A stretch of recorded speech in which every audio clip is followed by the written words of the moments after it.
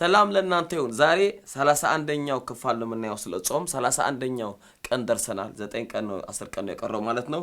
እግዚአብሔር የተባረከ የምናየው ዛሬ አንድ ነገር ነው። አገልጋዮች አብረው ሲጾምና ሲጸልዩ በመካከላቸው ጥሩ ነገር ይሆናል የሚልና ያለን ትንቢተ ዮኤል 2ኛ ምዕራፍ ቁጥር 12 እንደዚህ ይላል። አሁንም ቢሆን በጾም በልቅሶና በሐዘን በፍጹም ልባችሁ ወደኔ ተመለሱ ይላል እግዚአብሔር። ለማን ነው ስንል ቁጥር 17 እንደዚህ ይላል። በእግዚአብሔር ፊት የሚያገለግሉ ካህናት በመሰዊያውና በቤተ መቅደስ አደባባይ መካከል ሆነው ያልቅሱ፣ እንዲህም ይበሉ፣ እግዚአብሔር ሆይ ሕዝብን አድን፣ ርስትህን በአሕዛብ መካከል መተረቻ መሳቂያና መሳለቂያ አታድርግ። ለምንስ በአሕዛቦች መካከል አምላካቸው የት አለ እንባላለን ይበል። አያችሁ፣ እግዚአብሔር እየጠራ ያለ ለጾም ለአገልጋዮች ነው። ለአንድ አገልጋይ ለሁለት አገልጋይ ሳይሆን አብረው የሚያገለግሉ እንዲጾሙ እየጠየቀ ነው። ናቱ ሲጾሙ አገልጋዮች አብረው በመካከላቸው የሚከሰት ጥሩ ነገር አለ።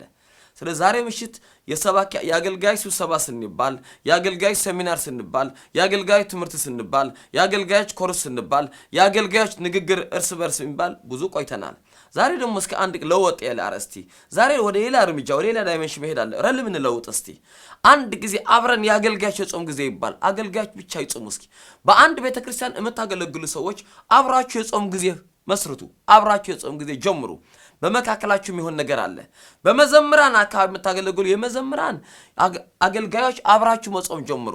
በአሸር የምታገለግሉ የአሸር አገልጋዮች አብራችሁ መጾም ጀምሩ። በሽማግሌ ወይ በኮሚቴ በፓስተርነት በተለያየ የምታገለግሉ ሰዎች አንድ ቤተክርስቲያን ውስጥ ያላችሁ አብራችሁ መጾም ጀምሩ። በመካከላችሁ የሚከሰት ነገር አለ። በከተማ ደረጃ ደግሞ የተለያየ አብያተ ክርስቲያናት ያላችሁ አብራችሁ አገልጋዮች ተጠራርታችሁ I know and I do believe የተለያየ ዶክትሪና ላይ የተለያየ አመለካከት የተለያየ ትምህርት ነው ያለ ጾም ማይቃወም ስለሌለ ግን አብራችሁ መጾም ጀምሩ። በመካከላችሁ የሚከሰት ነገር አለ። እግዚአብሔር ብለዋል አገልጋዮች አብረው አገልጋዮች ባንድ መጥተው እንዲጾሙ ፈልጋለሁ ብለዋል። በጌታ በኢየሱስ ስም ይሁንላችሁ።